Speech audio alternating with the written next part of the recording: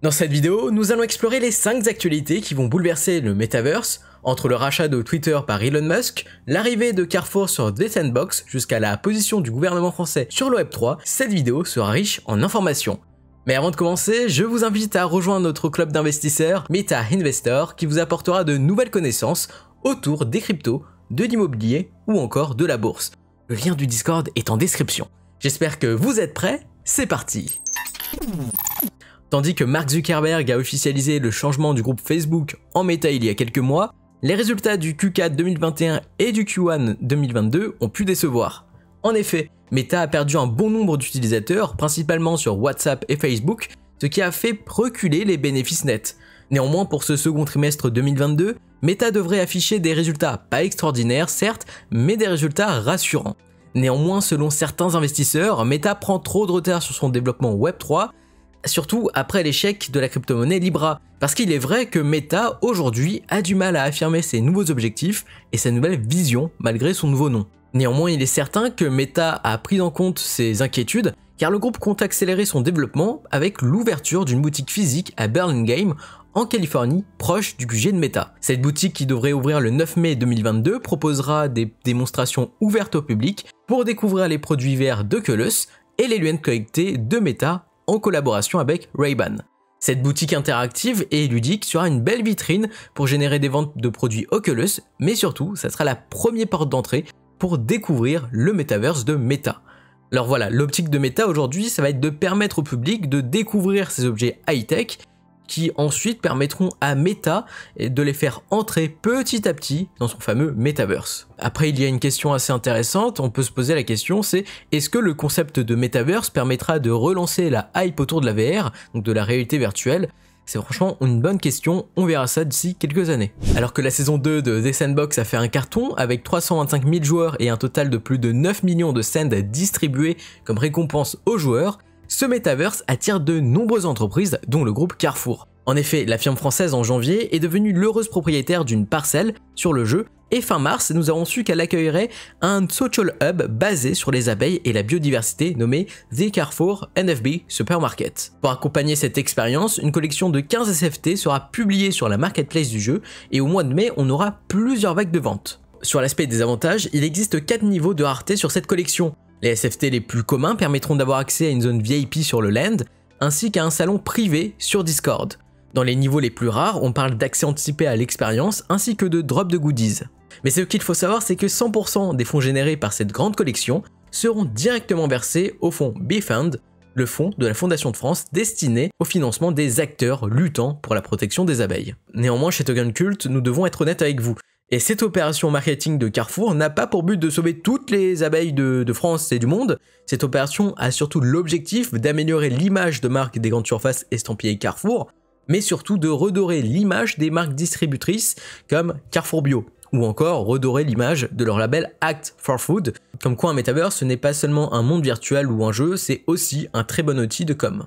De plus, nous savons suite à un leak lors de l'annonce du projet que l'expérience sera disponible cet été pour la saison 4 de l'alpha de The Sandbox. Donc en fait, la saison 3 devrait arriver très prochainement. C'est à mon avis le rachat qui a fait le plus de bruit dans le monde, je parle bien évidemment du rachat de Twitter par Elon Musk. Pour résumer la situation, Elon Musk, PDG de Tesla, SpaceX, Neuralink et The Boring Company, a racheté le réseau social pour 44 milliards de dollars.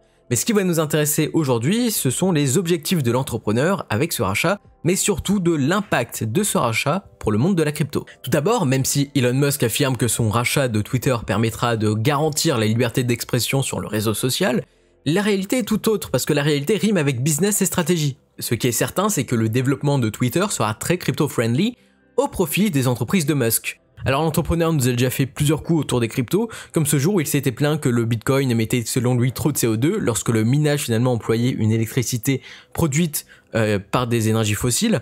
Bien évidemment, ce speech sur ce sujet était là simplement pour mettre en avant les produits de Tesla comme les Megapacks ou encore les SolarRoof, qui sont finalement de bons produits permettant aux fermes de minage de produire et de stocker de l'électricité provenant du photovoltaïque.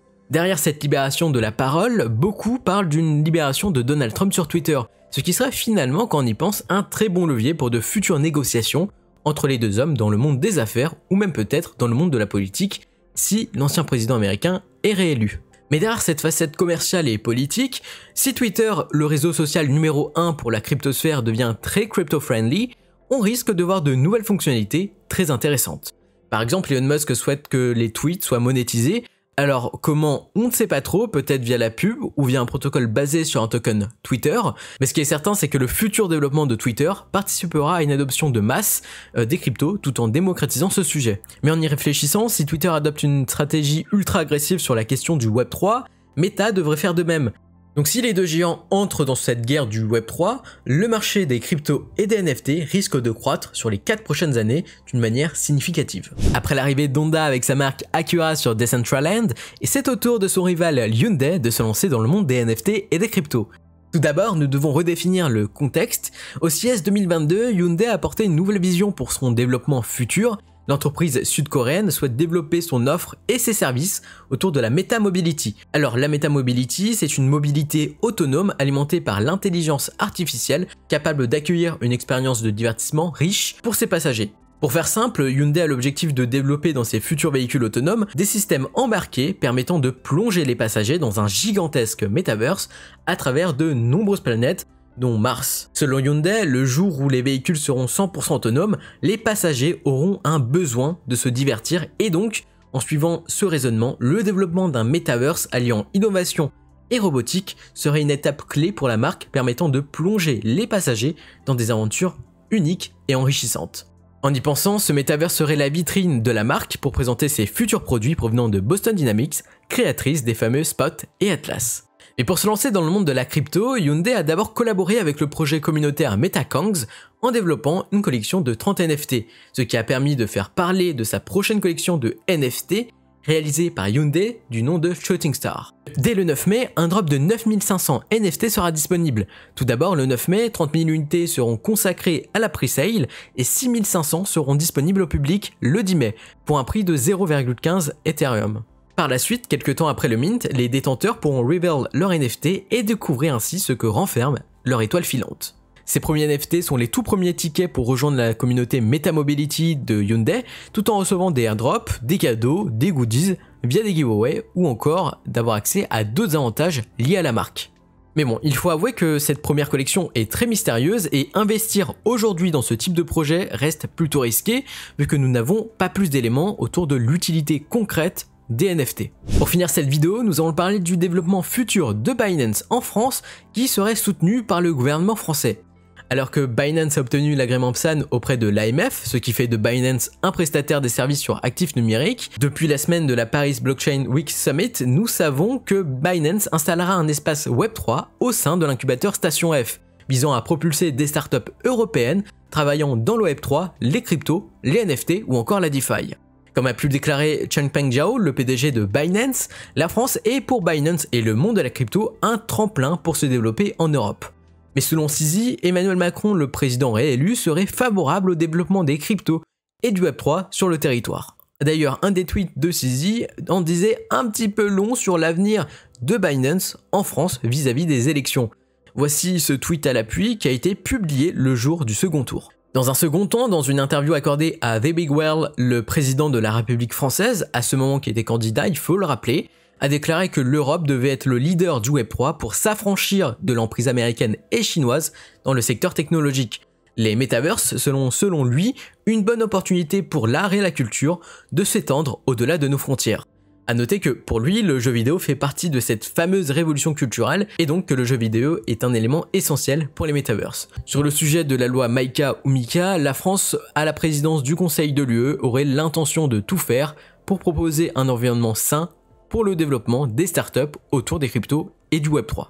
Et sinon vous, qu'en pensez-vous? Est-ce que le gouvernement français aura l'audace d'innover et de soutenir les futurs acteurs français et européens de la blockchain, ou alors ces déclarations sont juste du vide pour récolter des voix? N'hésitez pas à donner votre vision et votre avis du développement du Web3 et des cryptos en France dans les commentaires. Et sur ce, je vous invite à vous abonner, à mettre un j'aime, à partager la vidéo si cela vous a plu. N'hésitez pas à rejoindre notre club d'investisseurs Meta Investor, le lien est toujours en description. Notre Twitter et notre Instagram sont aussi en description et nous on se dit à très vite pour de nouvelles aventures. C'était Mathias pour Token Cult, allez bye.